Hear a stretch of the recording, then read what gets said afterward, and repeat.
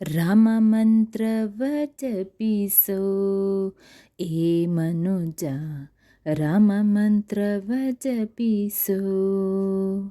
ಆ ಮಂತ್ರ ಈ ಮಂತ್ರ ಜಪಿಸಿ ಕೆಡಲು ಬೇಡ, ಸೋಮಶೇಖರ ತನ್ನ ಭಮಗೆಳೆದ ಮಂತ್ರ.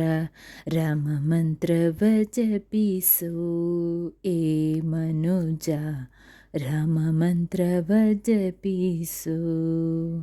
ಕುಲಹೀನನಾದರೂ ಕೂಗಿ ಜಪಿಸೋ ಮಂತ್ರ, ಸಲೆಬೀದಿಯೊಳು ಉಚ್ಚರಿಸುವ ಮಂತ್ರ.